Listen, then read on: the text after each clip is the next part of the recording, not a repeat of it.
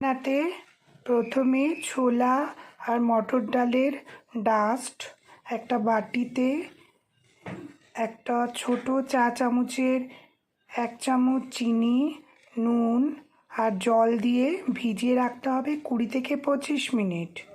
যে বন্ধুরা, ধোকার করা ডালটাকে 30 মিনিট ভিজিয়ে রেখেছিলাম। রাখার পর কড়াই একটু সর্ষে তেলে এটাকে নাড়তে হবে এরকমভাবে নেড়ে যখন পেস্টটা পুরো শুকিয়ে যাবে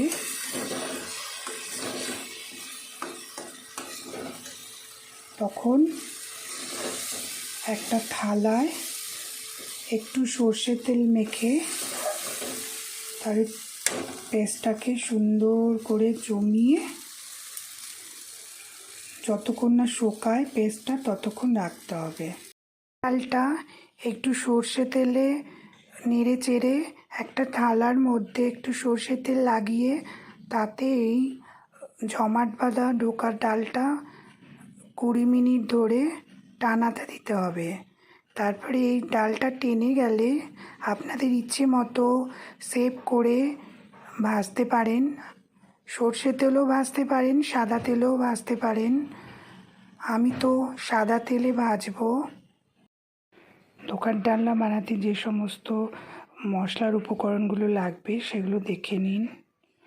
টমেটো কুচি একটা, ধনে পেস্ট করে রেখেছিলাম একটুখানি, লবঙ্গ, এলাচ, দারচিনি, 1 চা চামচের জিরে গুঁড়ো, 1 ছোট চা চামচের ধনে গুঁড়ো, কিছুটা কাঁচা লঙ্কা, ঘি আর হিং আর একটু হলুদ।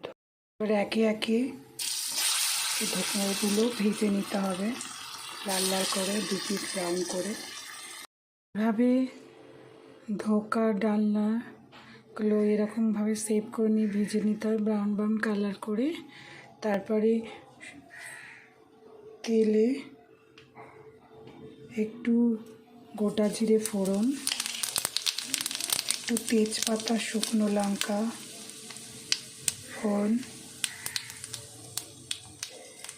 একটু এলাচ, দারচিনি, লবঙ্গ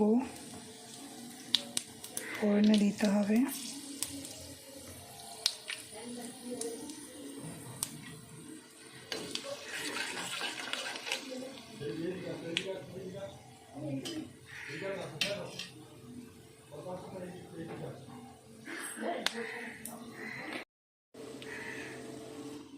এবার ফোড়ন থেকে সুন্দর গন্ধ হবে বলে বুঝবেন ফোড়নটা। তারপরে একটু আদা বাটা,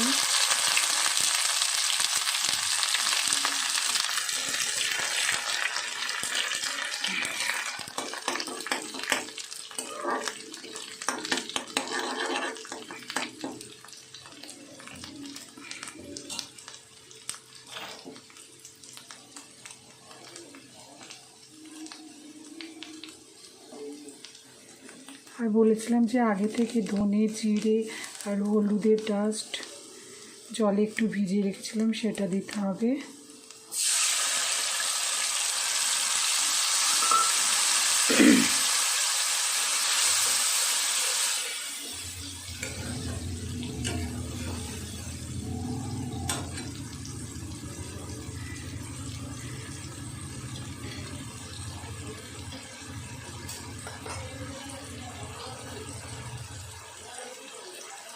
একটু কাঁচা লঙ্কা, একটু টমেটো কুচি,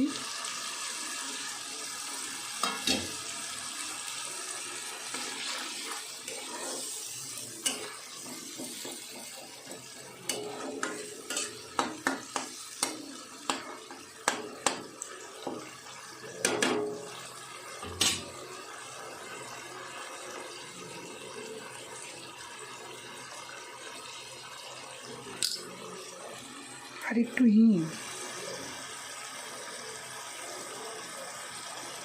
যে কোনো নিরামিষ রান্নাতে একটু হিং দিলে খেতে ভালোই হয়। এবার মিডিয়াম টু লো আছে এই মশলাটা ঢেকে দিয়ে কষতে দিতে হবে। দেখুন বন্ধুরা, মশলাটা হয়ে এসেছে। মশলাটা হয়ে গেলে মশলা থেকে তেল ছেড়ে দিয়েছে। এবার আগে থেকে ভেজে রাখা আলুগুলো দিয়ে দেবো।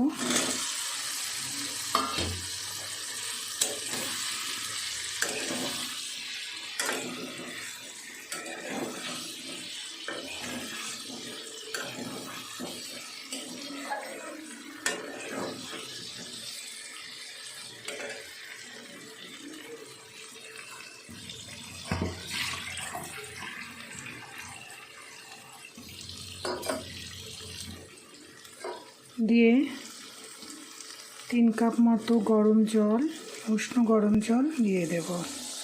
দিয়ে ধোকার ডালনা রেসিপিটা 5 মিনিট ঢেকে দিয়ে ফুটতে দেব। বন্ধুরা, ধোকা রান্নার আলু সেদ্ধ হয়ে গেছে।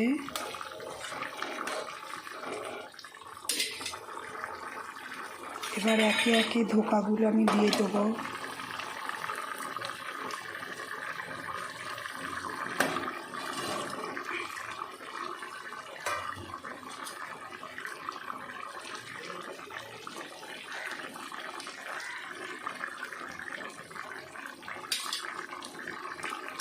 ধোকাগুলো দিয়ে নামানোর আগে একটু চিনি, একটু ঘি,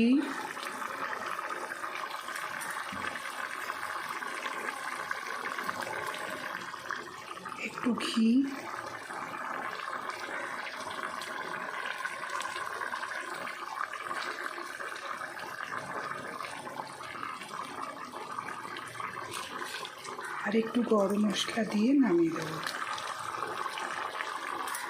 আমার রেসিপিটা যদি ভালো লাগে একটা লাইক, শেয়ার অ্যান্ড সাবস্ক্রাইব করে দেবেন।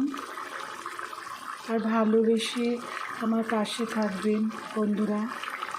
আর ধোকার ডালনাটা কেমন হলো কমেন্টে জানাবেন। ধোকার ডালনা রেসিপি প্রস্তুত। আমার এই রেসিপিটা যদি ভালো লাগে, আপনারা আমি যেরকমভাবে করলাম সেরকমভাবে একদিন বাড়িতে করে দেখবেন, খেতে ভালোই লাগবে। কীরকম লাগলো আমার ধোকার ডালনা রেসিপিটা কমেন্টে জানাবেন। ভালো লাগলে একটা লাইক, শেয়ার অ্যান্ড সাবস্ক্রাইব করে দেবেন।